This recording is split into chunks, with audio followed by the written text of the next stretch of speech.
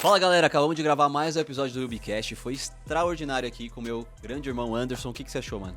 Foi um dia incrível, maravilhoso, falamos sobre paternidade, falamos sobre empreendedorismo, sobre fé, como se mover em fé. Então, seja uma flecha na mão do arqueiro. Isso, incrível, hein? Sensacional. Roda a vinheta aí, bora pro episódio. Wait, hold up. Cal G. Yeah, I got a God, don't change, but it's DJ. H-E-A-K to the second Cal G. Fala turma, sejam todos muito bem-vindos a mais um episódio do Ubicast. Muito prazer estar com vocês aqui e vem sendo um episódio mais incrível que o outro. Vocês já escutaram hoje não, né? Mas este ano vocês já escutaram um episódio da Polly, já viram um episódio da Claudirene, foi excepcional e hoje eu tô com um grande irmão, um grande amigo. Vou apresentar eles aqui do jeito que ele merece, mas antes de mais nada, você que por algum motivo caiu aqui e não é inscrito ainda, clica no botãozinho que tá aqui embaixo para você se inscrever no canal, que é de graça. Ativa o sininho para você receber notificação. Aí toda vez que for um vídeo novo pro ar, um episódio novo, você vai receber um e-mail e uma notificação no seu telefone. E principalmente, deixa um like aí, que vai ajudar a aumentar o engajamento do canal e levar essa mensagem para mais pessoas. Você que de repente é hoje empreendedor, você que está migrando de área, você que está numa transição, você que é cristão, tenho certeza que esse papo hoje vai ser excepcional. Ele vai unir aqui a precisão do mundo jurídico com a força de um propósito inabalável. É uma história que eu estou muito ansioso para entender mais detalhes, que apesar de ser um grande amigo, irmão, é muito bom a gente ir no detalhe de cada particularidade de desafios da história, né? Então, com passagens por gigantes como o Banco Pan, Grupo Carrefour, ele traz experiência de quem entende de bastidores das maiores corporações do país para o seu próprio escritório, onde aplica inteligência jurídica e inovação tecnológica. E a sua liderança vai além do tribunal, né? Ele que é advogado, ele é líder de célula, estudante de teologia, intercessor, apaixonado, que acredita em princípios espirituais são alicerces para negócios indestrutíveis. Seja muito bem-vindo, Anderson Lial. Irmão, Obrigado, meu irmão. privilégio, muito bom ter você com a gente aqui. É um prazer, uma honra estar aqui com você. Já queria vir há muito tempo, né? A gente já vem conversando aí um tempo sobre. Verdade. Então, graças a Deus estamos aqui hoje e eu tenho certeza que será um dia incrível. Sensacional. Cara, como clichê, não podia deixar de iniciar dessa forma aqui no Ubicast. Conta pra galera, né? Assim, algumas pessoas com certeza que estão assistindo já te conhecem, né? Já te acompanham. Muitas, acredito que não conhecem, mas já entenderam um pouquinho do básico, né? Pela sua bio que eu acabei de ler pra todo mundo. Mas quem é o Anderson na essência? Como você responderia?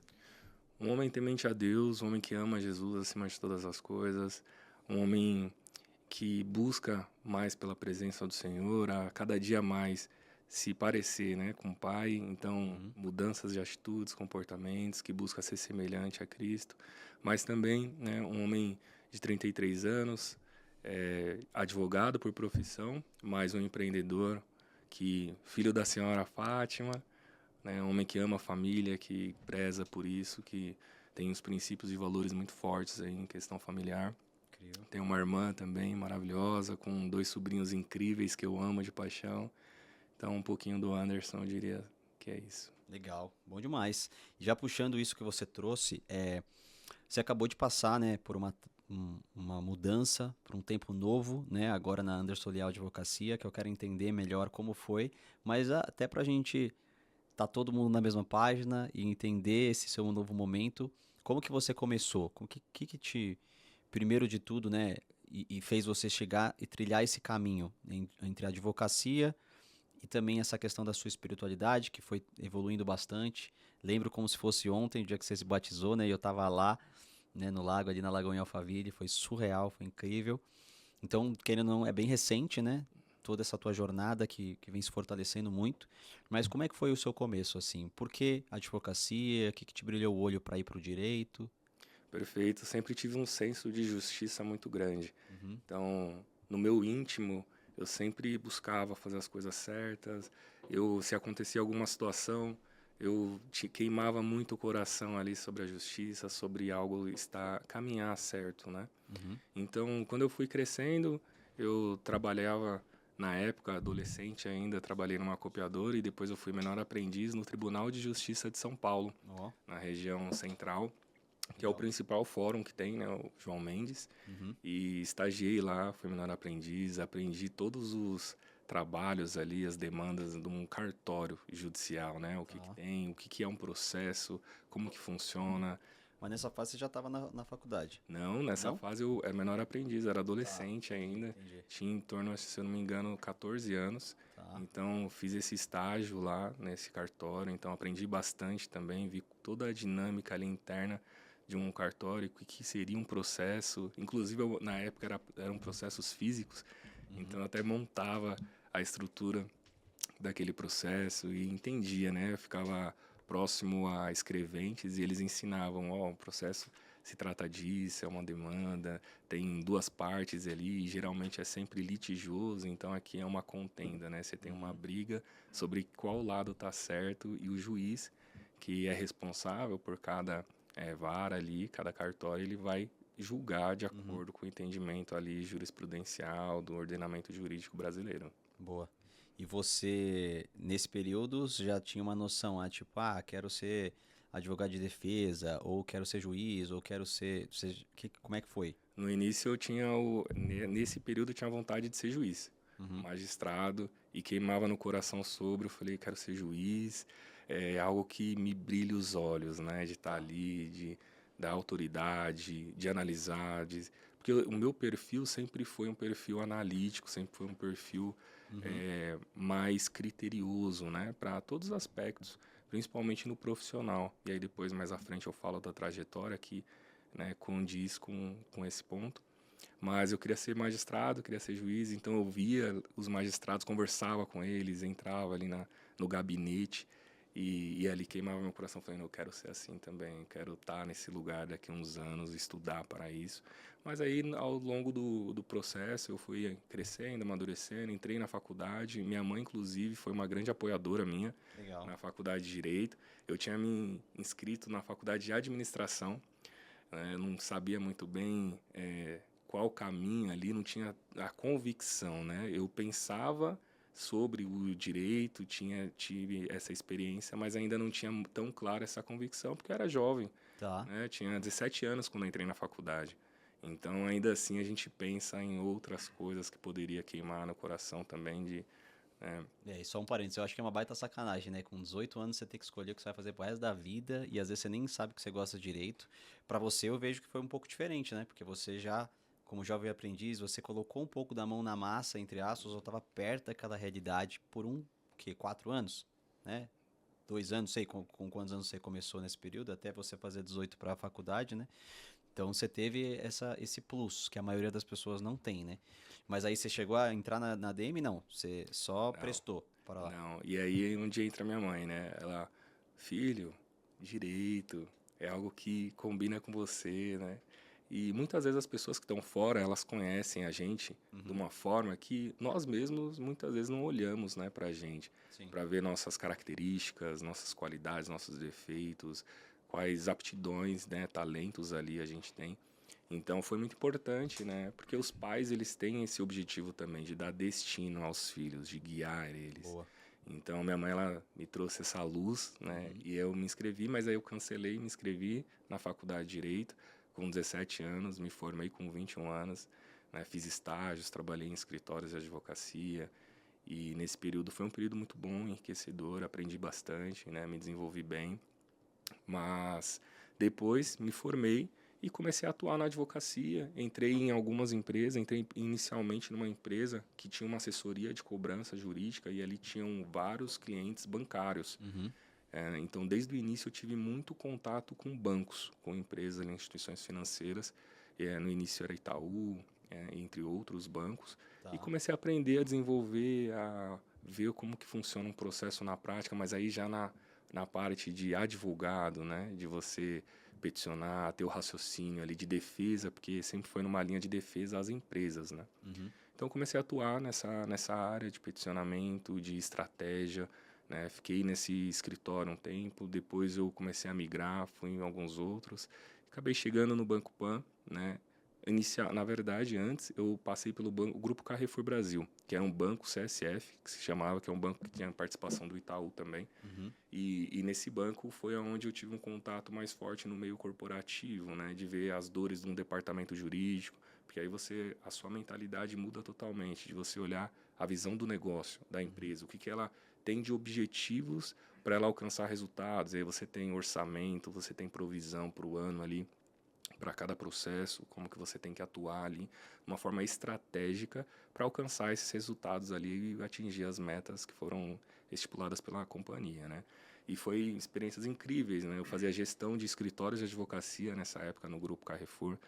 Então, eu via todo o lado ali do gestor como cliente, de conduzir o escritório de advocacia a ter uma atuação preventiva, trazer resultados, mitigar riscos, trazer soluções que de fato impactem ali no resultado da companhia, porque um processo ele gera um custo enorme, porque a companhia ela tem que contratar uma assessoria jurídica, tem um investimento para isso, além de que ela tem o custo do processo, porque se ela perde aquele processo, ela gera um precedente negativo, Sim. gera uma condenação, então ela tem que pagar a condenação e a imagem dela perante o judiciário também Perde dos dois lados, né? perde dos dois lados, começa a ficar numa linha negativa.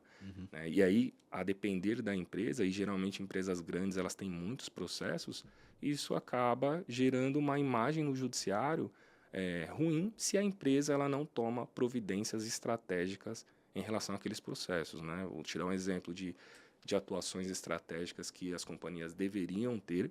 Algumas têm, mas na prática muitas faltam um pouco esse olhar, né, de ver o jurídico não como um centro de custo, mas como uma área de negócio e que ela gera, sim, recursos para a empresa, porque ela mitiga riscos e isso no final do resultado da empresa traz retorno financeiro, né, traz uma economia e muitas vezes de milhões, a depender da quantidade de processos que a empresa tem. Então, você tem atuações ali que você pode trazer no judiciário como sustentações orais. Uma forma bem simples é você, num recurso, você conversar com o tribunal ali, com um colegiado de juízes para defender a empresa, no caso, né, mas pode ser seu cliente, sobre pontos que são interessantes e relevantes ali. E, de fato, isso traz um impacto muito positivo, porque, às vezes, tem detalhes que aqueles magistrados não observaram. E você traz essa ênfase em relação a pontos, sejam jurisprudenciais, sejam doutrinários, que fazem uma total diferença no julgamento daquilo. Então, um case de sucesso, exemplo, um cliente nosso, a operadora Claro, a gente teve uma atuação específica em vários recursos que já ajuizamos em processo com o mesmo tema. Então, tinha um processo que a gente sempre perdia sobre aquele tema e era uma quantidade considerável. A gente começou em atuações ali de sustentações orais naqueles recursos, ganhamos todos os recursos. Na primeira instância, com os juízes, a gente fazia um trabalho de despachar, então de conversar com o juiz também para demonstrar as provas que foram juntadas, os argumentos, e ali a gente conseguiu fazer um trabalho qualitativo de mudança de entendimento de magistrados na primeira instância e em segunda instância a reversão dos recursos. E o próprio cliente falou que teve uma economia ali de mais de R$ 1 milhão com base nessa atuação estratégica. Uau. Então esse é um dos pontos, né, sobre a atuação estratégica que o escritório de advocacia ele deve prestar para as empresas. E aí voltando sobre a trajetória, né, então eu passei por Banco CSF, depois dentro da estrutura do Grupo Carrefour Brasil, eu acabei migrando para algumas outras áreas, mas continuei fazendo a gestão de carteira de processos judiciais e administrativos também, e fazendo esse gerenciamento de escritórios, implantando sistemas de tecnologia, porque conforme vão avançando, né, novos sistemas, você precisa ter. Não dá para o jurídico ficar defasado com o mundo moderno, né, com as tecnologias que vão surgindo. Hoje tem IA, tem várias ferramentas que auxiliam muito, né? Tableau, então você consegue ter dados reais para você tomar decisões estratégicas ali para cada situação, né? Não, legal. E esse período todo que você estava muito envolvido com bancos, aí você comentou do Carrefour também, enfim, toda essa parte, não sei se eu posso colocar como corporativo, mas sim, né? Você estava inserido nessas empresas. O que você acredita que foi o maior aprendizado que você teve ali, que você desenvolveu uma habilidade para você, para sua vida pessoal e até mesmo para sua vida empreendedora, né? Que agora que a gente vai chegar lá já. Mas para, de repente, alguém que está assistindo, empreendedor, qual o ponto que você acha que foi uma grande valia ali, que você absorveu para a tua vida e você vai levar para os seus negócios? Certo. São alguns pontos, né? Habilidades como resiliência, de você resistir a situações adversas. Uhum. Então, pressão tem muito no mundo corporativo, né? Sobre resultados, sobre performance, sobre atingimento de metas. E muitas vezes você precisa ter uma dedicação 200%, né, para você conseguir alcançar. E isso acaba que nós, como pessoas, temos a parte do emocional também. E você precisa lidar, saber lidar com o seu emocional, controlar a sua mente. Uhum. Né? Quem domina a mente, você domina o seu próprio corpo. Então, é imprescindível você ter esse autodomínio próprio. Né? Uhum. E então, quando você governa a sua mente, até a palavra diz, né? Aquele que governa a sua mente governa como se fosse uma cidade. Né? Então, isso é maravilhoso porque traz uma referência perfeita, né? Quando você domina a si mesmo, você consegue ter a vida nas suas mãos, né? Dos caminhos a se traçar no mundo empresarial e relacionamentos e qualquer outra área que você queira. Então, eu penso que quando você coloca resiliência nisso, você consegue suportar processos e permanecer diante de dificuldades. Uhum. Eu penso que a oratória também é uma habilidade essencial, porque nesse meio corporativo eu fiz muitas apresentações, não só para a área de negócios da empresa, né, mas também para os gestores ali, Uhum. na época que eu tinha, e também com essa parte qualitativa de ter relacionamento institucional com o judiciário, de você fazer despachos, tentações orais e ter essa aproximação, acaba que a oratória ela é muito utilizada.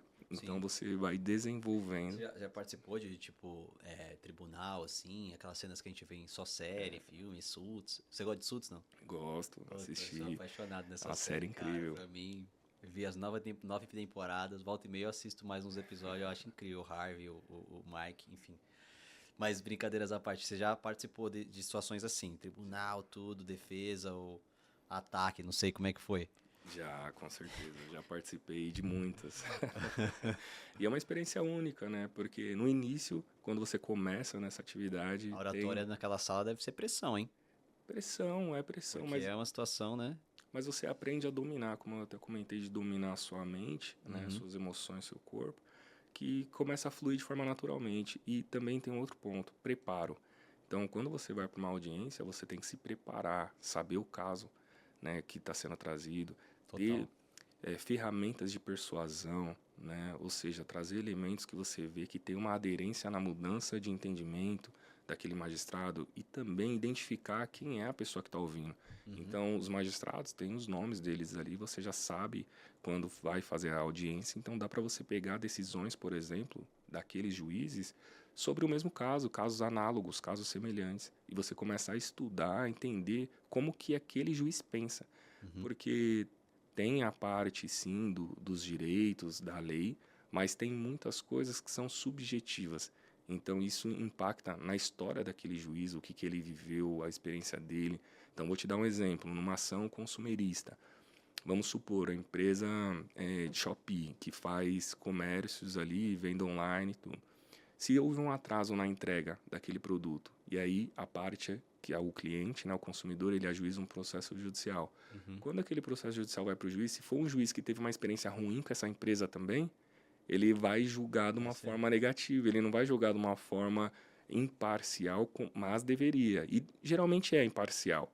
Porém, sabemos que na prática No pode subconsciente daquele cara pode, né? ter uma leve tendência. Aham. Né? Então, é um temor, né? Todos têm que ter cuidado com relação a isso. Os juízes são imparciais, tá? Não estou falando que não são, Sim. mas a parte subjetiva acaba que impacta de certa forma, né? No momento que você fala algo, então isso acaba impactando ali no resultado do cliente, né? Então, exemplo, a gente fez um trabalho uma vez com a companhia aérea Azul, Azul Companhias Aéreas, e a gente foi fazer uma aproximação com o judiciário para trazer ali ações, boas práticas daquela empresa. Não, essa empresa ela tem boa fé na conduta dela, na prestação de serviços, ela faz o devido atendimento ao cliente, se houve algum atraso ou algum problema, ela tenta satisfazer aquilo, tenta reparar eventual dano, né, de uma forma célere e rápida. Mas, a depender da situação, como exemplo, né, e se aquele julgador teve uma experiência ruim com aquela companhia, pode tendenciar, não que isso aconteça, Sim. né, mas pode acontecer pela razão da subjetividade. Não, total. Incrível. É muita estratégia, né, irmão? Muito, É, sabe? você tem que pensar de todo lado, por defender teu cliente, ou enfim, os interesses dele, pelo menos, e pensar do outro lado, pensar no juiz, eu piro nisso aí. Deve ser muito bom. E os argumentos você tem que adequar muito para cada caso. Uhum, Então, isso é uma chave. Para você ganhar um processo, você tem que peticionar de uma forma entendendo o julgador, aquele juiz, o pensamento dele, a posição doutrinária que ele tem, jurisprudencial, mas também entendendo os subsídios que o cliente tem. Então, você faz uma análise ali em vários aspectos para você conseguir fazer uma defesa que seja adequada àquele caso uhum. e que julgue de uma forma favorável ao seu cliente, né? Boa. E isso falta muitas vezes porque isso demanda trabalho, demanda tempo, né? Sim. De você olhar como que aquela pessoa julga e como que você pode, qual argumento que você pode fazer. Aí um exemplo Uhum, rápido de um juiz que condenava numa matéria muito específica de um cliente e a gente fez todo um estudo do que ele pensava, das decisões, analisamos todas as decisões e a gente começou a trazer contrapontos, pegando várias leis federais específicas, posições do Superior Tribunal de Justiça. Então a gente começou a fazer toda uma linha argumentativa em cima da decisão que o magistrado tinha. E aí trazendo também o próprio cliente junto para fazer uma reunião, um despacho ali de conversar, de mostrar a boa-fé da empresa, o juiz acabou se convencendo de que de fato a empresa não tinha má fé na prestação de serviço e entendeu o serviço dela, porque muitas companhias têm serviços complexos, uhum. né, que demandam ali até uma expertise de um profissional que atua realmente na área. São coisas muito específicas de como a operação é realizada e esses detalhes não são públicos. Uhum. Então cabe a quem? Ao advogado, o causídico ali da parte, desenhar e trazer os pontos ali de uma forma clara. Porque não adianta também a gente vir com esse juridiquês muito forte de palavras técnicas difíceis, porque no final das contas o que importa é entender, né? A comunicação é muito sobre isso. Você fala algo, mas tem que ser de fácil compreensão para a pessoa entender, porque se você não consegue passar o que você quis dizer, né, a comunicação ali clara, o resultado é improdutivo. Sem dúvida, não importa tanto o que você fala, mas sim o que a pessoa entende, né? Como que ela tá recebendo a informação do outro lado, concordo. E como que vai indo por essa linha, como que é empreender dentro do direito, né? Como é que é empreender agora nessa nova etapa que você está passando? Quais foram as motivações? O que que te levou a essa decisão? E obviamente você tem uma bagagem gigante, né, pelas empresas que você já passou, tem autoridade para poder estar nessa fase, né? Parabéns aí. E Deus abençoe esse novo momento. Amém, meu Mas irmão. como é que foi nos bastidores? Como que tá sendo, né? Porque acho que é um dia após o outro aí, mas conta pra gente. Sim, com certeza. Bom, eu estou na advocacia já tem 11 anos, né? Uhum, Então, passei por muitas empresas nesse processo e aprendi muito, né, sobre gestão, sobre liderança, liderança de time, sobre treinar, fazer treinamentos, porque eu fazia treinamentos. Então, eu tinha uhum, todo o aspecto geral, né, tanto de departamentos jurídicos, geral e específico também, né, tanto de departamentos jurídicos, mas a visão também de escritórios de advocacia, porque eles são complementares, né? Toda empresa ela precisa contratar uma assessoria, porque dificilmente ela consegue abarcar os serviços ali que são prestados por um advogado, uhum. né? Acaba que o advogado, num departamento jurídico, ele presta serviços numa linha mais de controle, mais geral, né? E o advogado em si de escritório de advocacia, ele já presta o serviço fim, né? Então ele já, de fato, ele peticiona, ele está ali, Tá. né, no dia a dia.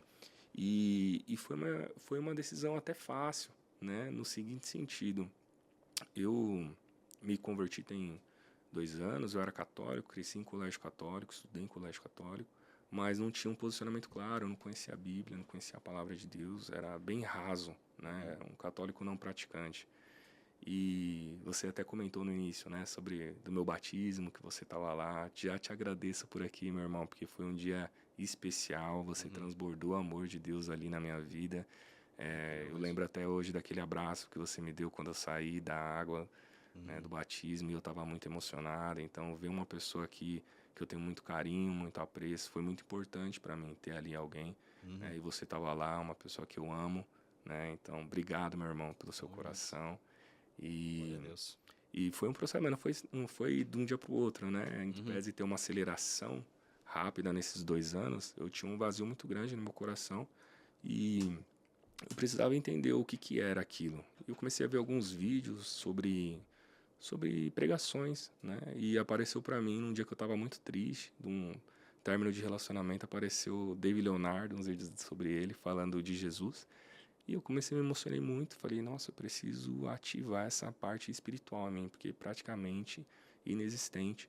E a partir dali eu comecei a gerar no coração muito sobre isso, em 2023, final de 2023, isso. E no início de 2024 eu comecei a ir para a igreja, né? Fui em algumas igrejas, mas não me encontrei, e aí acabei aparecendo na Lagoinha Alphaville, teve o Aviva, e depois do Aviva eu vou... 2024? 2024. Teve o Aviva no começo do ano, só que eu não conseguia entrar porque estava muito cheio. E eu olhei as pessoas tentando entrar ali, porque ficou muita gente para fora. Eu falei, cara, o que está acontecendo? Que tantas pessoas estão querendo ir, né? O que tem ali? Incrível. E voltei na outra semana com a minha mãe. A gente foi lá na frente na hora do apelo, aceitou Jesus. Foi um culto maravilhoso. Amém. E a partir dali foi começar um romper na minha vida, né? O pessoal da consolidação entrou em contato comigo, falou sobre células GC e eu não sabia o que era, então depois eu fui conhecer e inclusive que é o GC que a gente começou ainda, que eu te conheci lá, Sim. e um GC incrível, né? Que a gente tá lá até hoje. E hoje você é líder de um, né, brother? É. Exato. Amém. Amém. Deus é bom, irmão, porque bom. multiplicou algo que já estava no coração, né? Não É teve isso. para onde correr. Foi a rede de chamado, Pedro é. foi e não teve para onde ir, né? Como Pedro diz, né? Para onde eu irei se só o Senhor tem palavras de vida eterna, né? Uhum. Então foi algo que queimou meu coração, comecei a avançar, aprender a palavra. A gente fez o primeiro devocional juntos. Verdade. Eu falava com você, Em irmão, duplo, né? vamos fazer um devocional, e você vamos. E me ajudou muito nesse suporte aí, nesse início. Uhum. Até hoje, né, a gente sempre tá junto, falando, conversando, mas nesse processo inicial foi muito importante você ter irmãos em Cristo para caminhar junto, né? Porque sozinho a gente é presa fácil pro inimigo, né, meu irmão? Verdade, irmão. E aí, a partir dali, eu comecei a fortificar, a crescer na fé, na caminhada. E essa parte do empreendedorismo foi uma mudança que exigiu fé. E até então, eu sabia muito pouco sobre fé na prática. Uhum. A gente lê na palavra é uma coisa, a gente ouvir, a gente até falar é uma coisa, mas você viver de fato é diferente.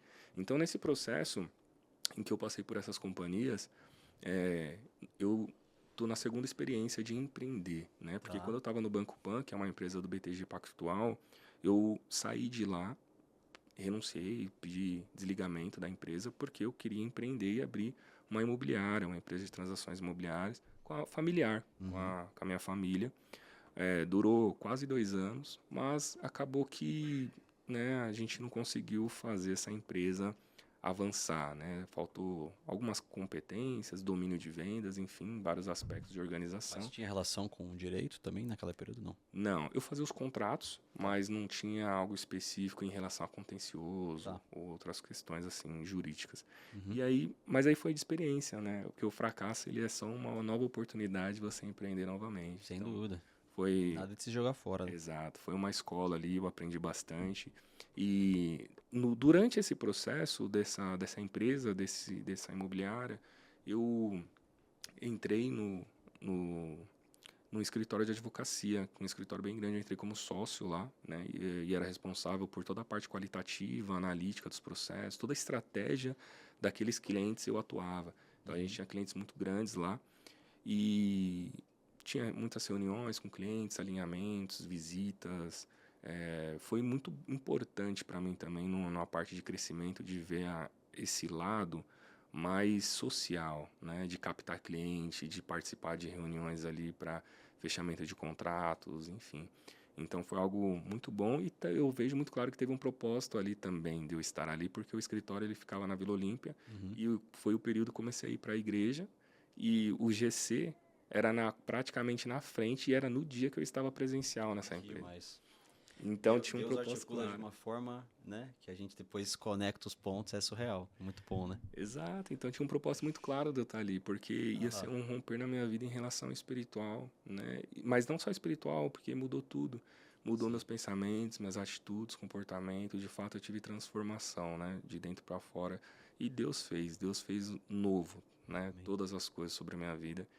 E a partir desse momento, como eu comecei a crescer na parte espiritual, continuei nesse escritório, só que aí começou a queimar meu coração de, tem que empreender novamente, tem que fazer algo, né? Não pode deixar o passado paralisar você, porque muitas vezes o medo, ele para a gente, só que você para de viver e não vive um destino profético que você tem por um medo, um receio, um trauma, uma rejeição. E você não pode acontecer isso, porque senão você não vive os sonhos de Deus para sua vida. Você não cresce, né? E aí eu pensando muito sobre isso, gerando, e eu falei, tá bom, Deus, eu sei que eu preciso tomar uma decisão em relação à empresa. Abrir meu escritório de advocacia, né, que, como você já mencionou. Já dei o spoiler. Já deu spoiler. E aí eu pensei, bom, tudo bem, eu preciso me mover, mas eu perguntei para Deus, quando? Qual o momento? Porque, de certa forma, eu estava numa situação confortável no escritório. Eu era sócio, eu tinha uma equipe grande, trabalhava com bons clientes, eu tinha facilidades e várias outras questões boas, remuneração, enfim. Então, não era algo que, vamos dizer assim, negativo, entende? Eu estava confortável. Só que o conforto, ele é algo perigoso, né? Porque aí você não avança em coisas que você deveria avançar. E aí eu perguntei para Deus, orando, eu estava em casa e lendo, né, a palavra Deuteronômio 28:12. Mas antes disso, uma semana antes, eu estava passando no shopping Tamboré e eu olhei para o céu, estava um sol bem forte em mim e eu tive uma impressão no espírito muito clara que falava assim: você emprestará, mas não pedirá emprestado.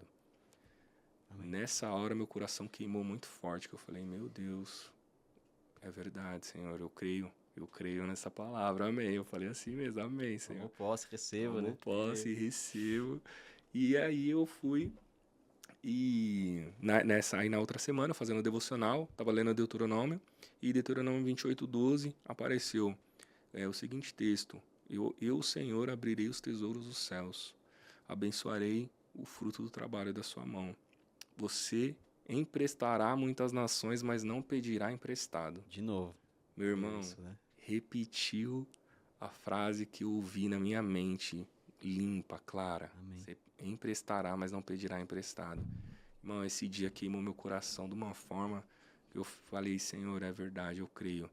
Mas até então, às vezes a gente é um pouco teimoso, né, meu irmão? Sobre obedecer de uma forma mais rápida, né? Mais pronta. Eu falei, Senhor, eu quero mais confirmação. Quero mais confirmação. E orando e tudo. E eu tenho um escritório em casa, né? Eu deixei uma pregação passando na hora. E bem no momento que o pastor falou na pregação sobre a história de Jacó e Labão, que Jacó era funcionário de Labão, seu sogro, diz ali no momento que Jacó ele pede demissão para o sogro. Ele fala, quando eu farei algo para mim e para minha família? Né? E bem na hora que eu prestei atenção bem nessa hora. Eu falei, nossa, mais uma confirmação. Tá bom, Senhor. Mas mais uma confirmação. Aí conversei com os irmãos cristãos, um irmão cristão, também empresário. Falei, irmão, o que você aconselha, né, em relação a isso? Porque o primeiro ponto é se aconselhar com Deus. Então Deus já tinha me dado a direção e tinha confirmado. Mas até então eu fiquei ainda um pouco... Bom, na prática é difícil a gente agir dessa forma, né? Como deveria. E eu falei, mas vou ouvir um conselho de um irmão que gosta de mim, que é cristão e tudo. Eu falei, irmão, o que você acha? E o irmão orou comigo nesse momento, me aconselhou biblicamente, que isso é muito importante, né? A gente dá conselhos bíblicos para as pessoas e não por opiniões próprias. E nessa oração, eu tive uma visão, que era um homem verde musgo atirando uma flecha. E aí eu comentei essa visão pro irmão, o irmão falou, eu tenho a mesma impressão de você estar sendo lançado. Eu falei, amém. Então, mais uma confirmação. E aí eu falei, Senhor, me mostra na palavra novamente algo que testifique meu coração acerca disso. E apareceu o Deuteronômio 29:29. E eu não faço devocional de textos separados, né, de vários livros da Bíblia. Eu gosto de ler o livro na sequência para me entender a história, porque eu gosto de estudar sobre. E ali naquele momento apareceu, o que não é revelado aos homens pertence ao Senhor, mas o que é revelado aos homens é para se cumprir. Aí eu falei, sim, é verdade. Preciso cumprir. E o que tem relacionado, perguntando para Deus, o que tem relacionado o 29:29 e o dia era 9? Eu falei, tem 3 vezes 9. tem alguma coisa específica em relação ao número? E aí, pesquisando, coloquei, né, até busquei na internet sobre se tinha algum significado específico do 9, biblicamente falando.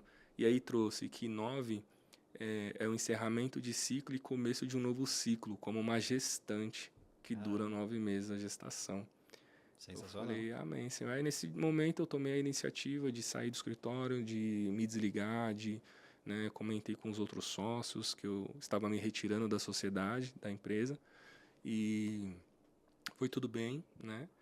E aí eu tive já a iniciativa de começar o meu próprio negócio, Anderson Leal Advocacia, e qual que foi o objetivo? E né, até agora, e será, de reputação empresarial perante ao judiciário. Então, eu sempre atuei na minha trajetória na parte qualitativa, na parte de analisar os processos, de trazer estratégias, questão de acordo, se é viável ou não, políticas de acordo, políticas recursais, se a gente vai recorrer num caso ou não. Então, eu sempre tive essa expertise, meu perfil sempre foi muito nessa linha, né?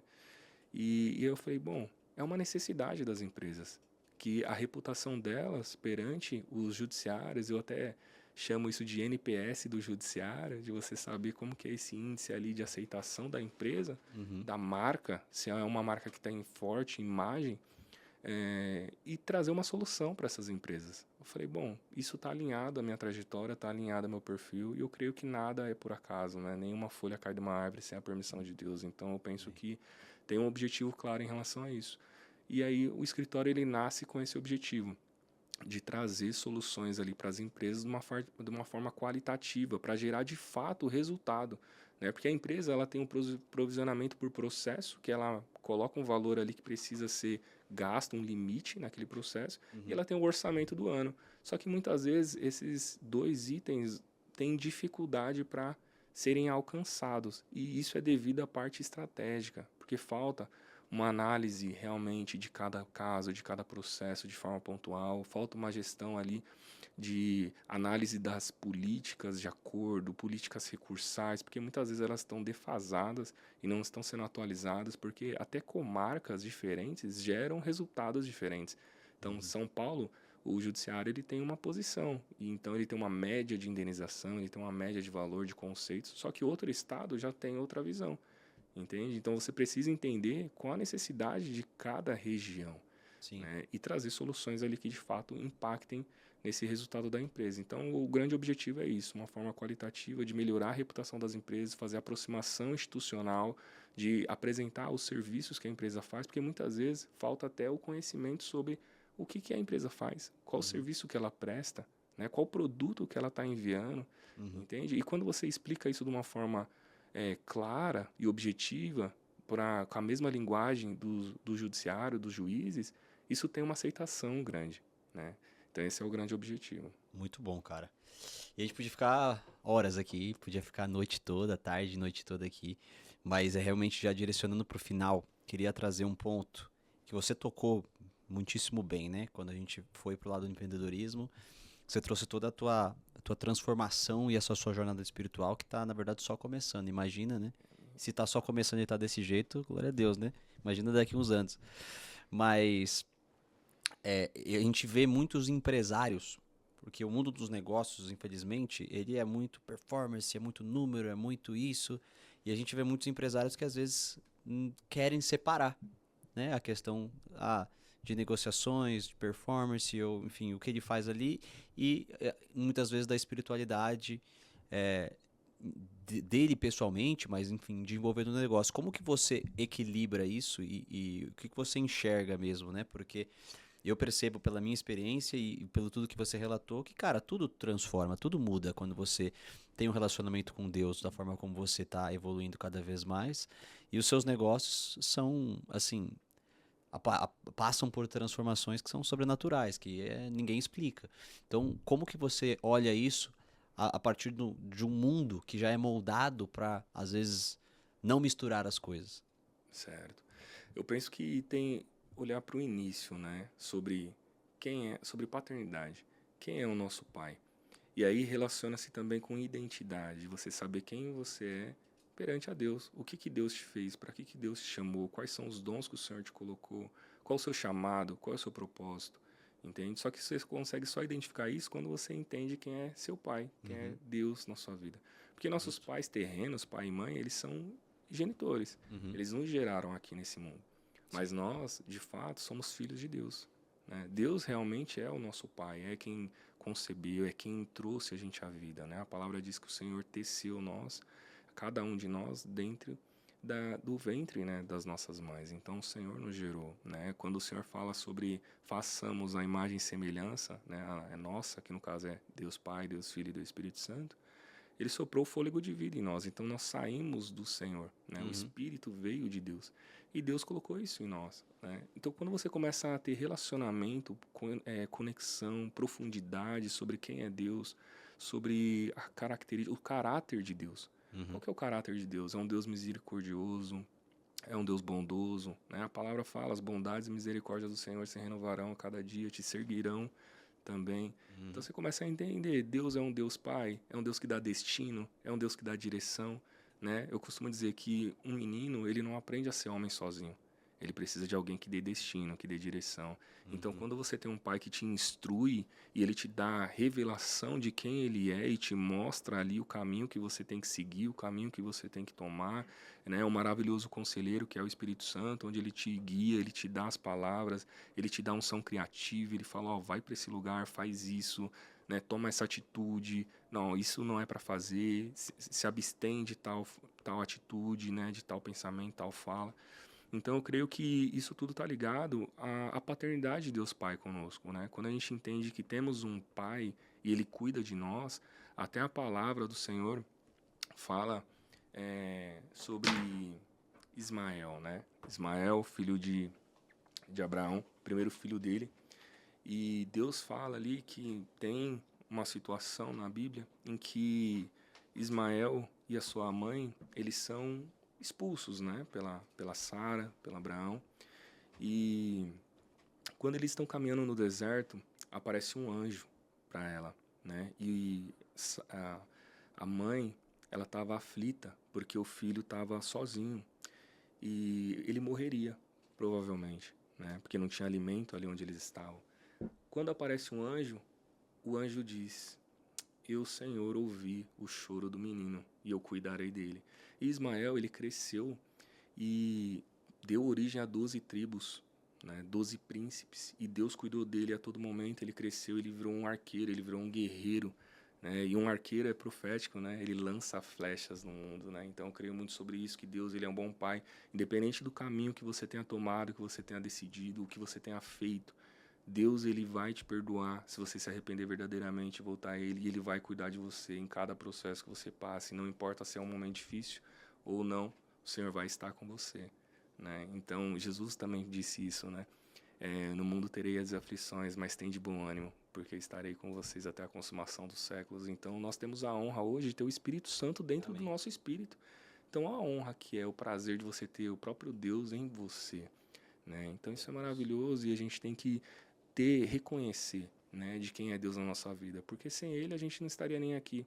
Então, se estamos aqui hoje é porque o Senhor permitiu, e eu creio que quando você tem essa identificação de quem é seu pai, da sua identidade, você começa a saber, bom, eu tenho aptidões em tais aspectos, eu tenho dons, tenho talentos que Deus me deu dessa forma, você começa a desenhar o que você é, para que Deus te fez, né? Outras pessoas começam a apontar o seu destino profético, falando sobre, irmão, você tem um talento para ensinar, você tem um talento de comunicação, né? Você tem um talento de liderança, irmão, você é um líder. E você começa a perceber várias facetas ali de talentos que Deus tem na sua vida. Então Deus, ele vai te revelar quem você é e como você vai crescer em relação a isso, né? Então, Show. Obediência também é muito importante, porque a obediência é a linguagem de amor de Deus, né? Deus fala, quem me ama me obedece. Então, quando você obedece, você libera as bênçãos do Senhor sobre a sua vida. Nem sempre é fácil esse caminho de obediência, mas é fundamental, irmão. Incrível. Exato. Obrigado pela sua presença. Foi sensacional o papo.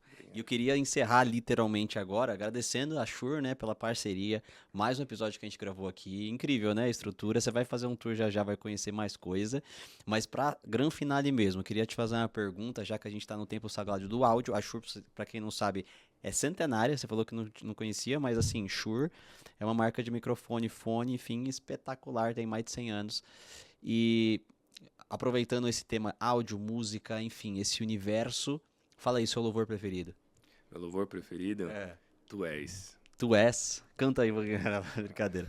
Mas vou colocar na trilha sonora aqui, ó, do episódio. Muito bom, muito boa a escolha. Death Hope, né? Tu és? Isso, Death Hope. Boa. Foi uma das primeiras músicas que eu ouvi quando eu me converti, marcou meu coração. Até hoje eu ouço e quebranta meu coração muito. Incrível, incrível. Sensacional. Irmão, volte mais vezes que a parte 2 vai ser melhor. Com certeza, melhor ainda, que essa já foi um papo maravilhoso.